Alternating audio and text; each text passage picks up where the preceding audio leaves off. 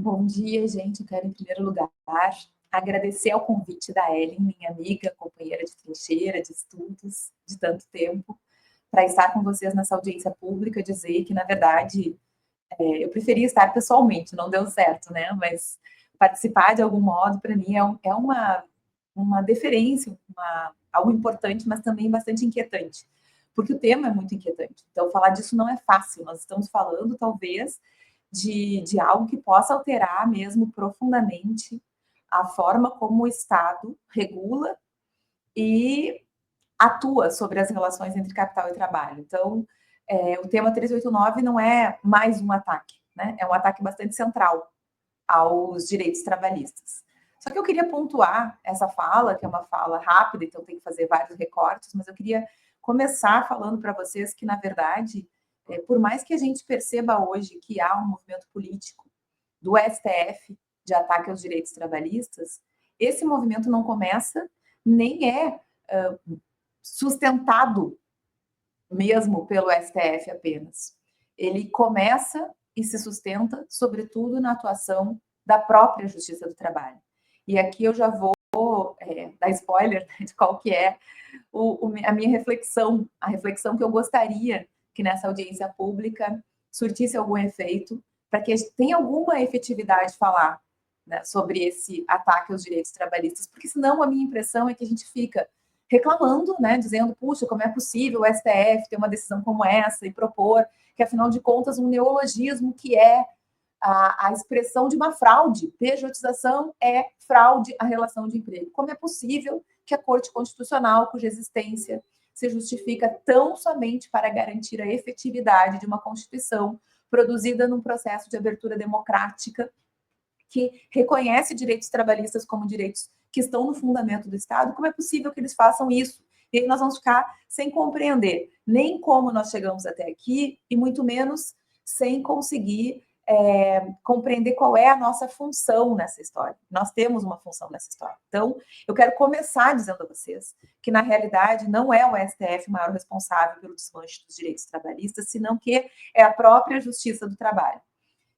E isso decorre de uma cultura que nós temos, que é uma cultura escravista. Isso pode parecer um exagero, não é. Não temos tempo aqui de aprofundar esse assunto, eu espero ter outras oportunidades para a gente conversar sobre isso, mas o ponto principal é um país colonizado como o nosso, que importa uma ideia de direito, que importa uma ideia de sociedade, que é essa, em que nós somos obrigados a trocar trabalho por capital,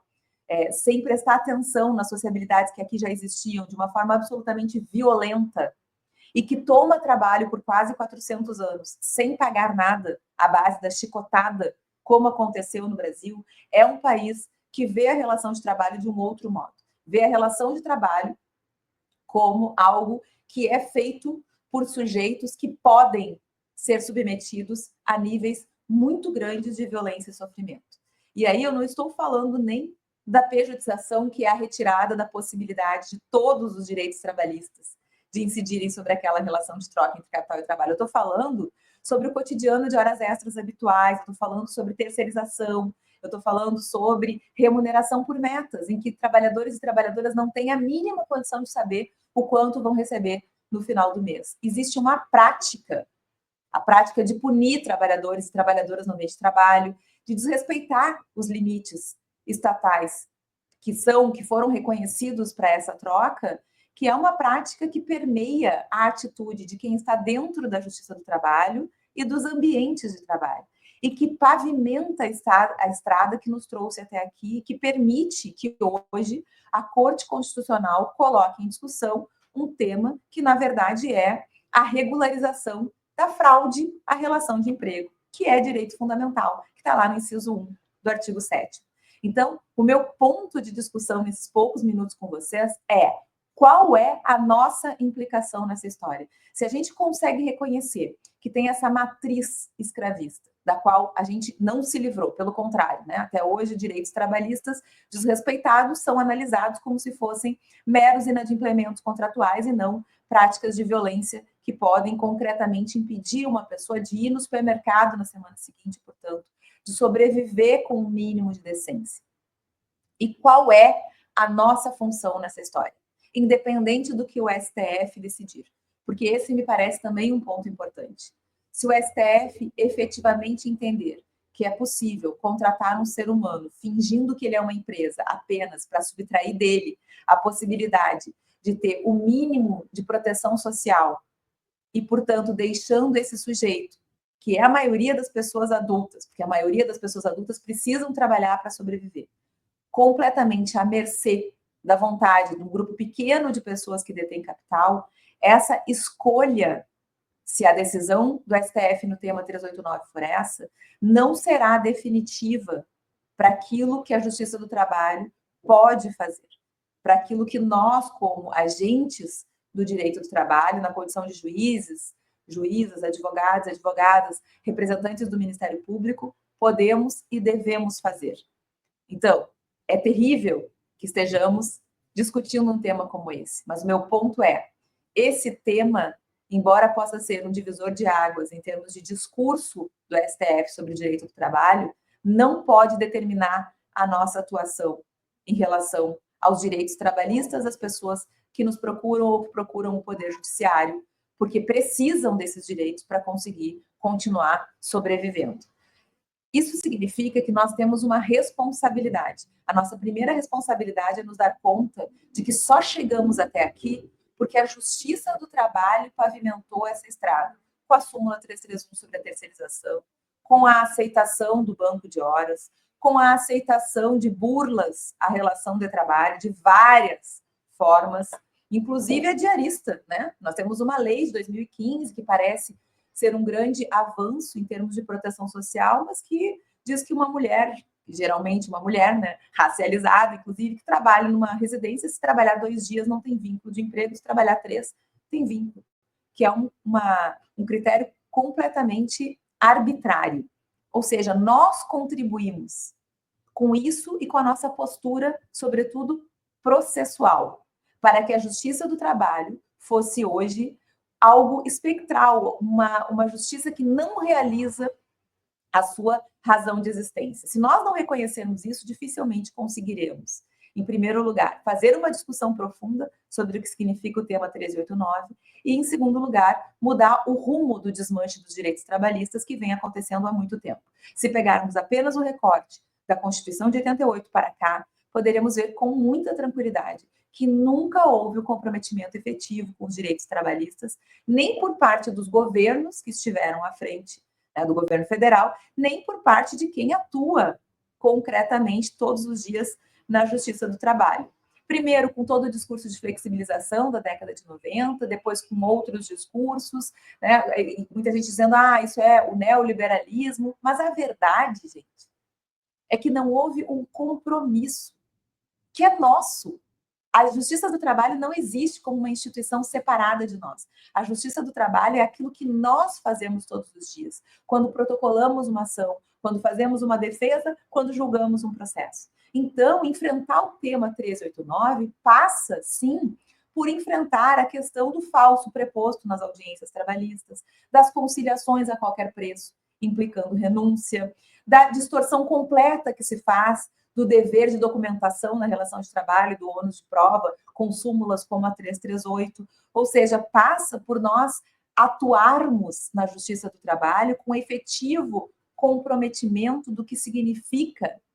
direitos sociais trabalhistas para quem deles depende para poder continuar sobrevivendo. Tomar horas extras de forma habitual não é desrespeitar a regra do banco de horas, é tirar tempo de vida das pessoas. Não pagar salário, remunerar por metas, não é simplesmente uma escolha administrativa, é uma forma de violência que acaba majorando a possibilidade de assédio nos ambientes de trabalho, adoecendo as pessoas que não sabem quanto vão receber no final do mês e deixando-as à mercê de quem as emprega, sem poder programar minimamente a sua vida. Ou seja, percebam, o tema 389, na verdade, é uma oportunidade que o STF está nos dando para que a gente reveja a forma como está atuando junto na concretização dos direitos trabalhistas, na qualidade de advocacia trabalhista, de magistratura trabalhista, de Ministério Público do Trabalho, para assumir efetivamente compromisso com esses direitos. Porque a realidade, se nós pegarmos, sei lá, qualquer direito trabalhista, né, o direito à limitação da jornada, direito de greve, o direito à proteção contra a perda do emprego. Nenhum deles foi levado a sério até hoje. E não pelo STF, por quem atua na Justiça do Trabalho, pela jurisprudência majoritária da Justiça do Trabalho, mas também pela forma como os pedidos são feitos, pela forma como as decisões são proferidas. Então, essa é a oportunidade para que a gente reconheça que há uma Constituição da República que não está sendo levada a sério, que nunca foi, e que é preciso começar a levar a sério, para que nós consigamos fazer um movimento contrário a esse de desmanche que está sendo capitaneado pelo STF, mas que também, em larga medida, é colocado em marcha desde a Constituição pela própria Justiça do Trabalho, com seus entendimentos majoritários e com a sua forma massificada, né, de lidar com os litígios trabalhistas, e pela primeira vez, desde a abertura democrática, assumirmos efetivo compromisso com a fundamentalidade desses direitos. Entender que uma hora extraordinária é uma hora de tempo de vida retirada desse trabalhador ou dessa trabalhadora que não será reposta numa ação trabalhista que pedir o pagamento dessas horas, porque esse tempo de vida ninguém repõe. Radicalizar, portanto, o nosso comprometimento com os direitos trabalhistas, esse é o meu ponto aqui. Radicalizar o nosso comprometimento com os direitos trabalhistas no nosso cotidiano, humanizando cada processo, abandonando de vez a ideia do copia e cola, e mostrando ao Poder Judiciário a gravidade do descumprimento desses direitos, cada um desses direitos, inclusive o direito a ter um vínculo reconhecido e, portanto, a poder adoecer, a poder ter FGTS depositado, a poder ter férias todo ano, é a nossa única possibilidade de reverter esse quadro e uma possibilidade, repito a vocês, que independe do resultado do tema 1389. Essas audiências públicas como essa são importantes, é importante que a advocacia trabalhista mostre que ela não concorda com a postura que o STF vem adotando em relação aos direitos trabalhistas, mas mais do que isso, é fundamental que a advocacia trabalhista e a magistratura trabalhista assumam um compromisso com o direito do trabalho no seu cotidiano, porque nós não chegamos até aqui de graça, nós não chegamos até aqui por obra simplesmente de decisões do STF. Se o STF se sente em condições de colocar a fraude como um tema de repercussão geral, como é o caso do tema 1389, é porque há uma estrada que foi pavimentada por pedidos, por audiências em que conciliações com renúncia são feitas todos os dias e por decisões que chancelam a agressão aos direitos trabalhistas. Se nós vivemos numa sociedade de trabalho obrigatório, em que ter salário é a condição para poder ir ao supermercado, portanto, nós estamos falando da relação jurídica mais importante de todas, porque ela é a condição para a nossa sobrevivência material imediata, ou nós assumimos um compromisso efetivo com a realização desses direitos,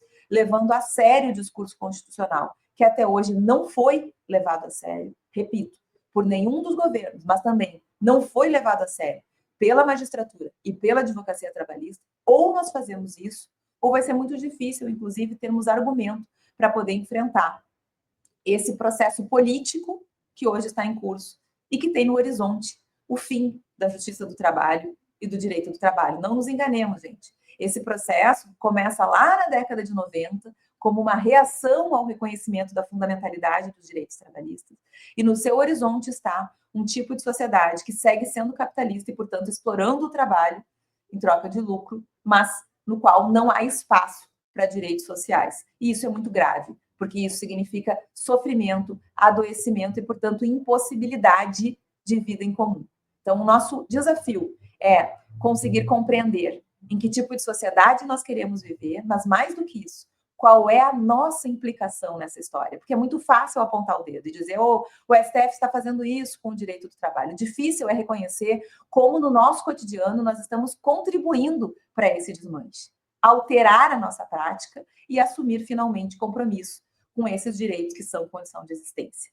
Era isso, gente. Muito obrigada pela atenção de vocês e boa audiência pública para todos.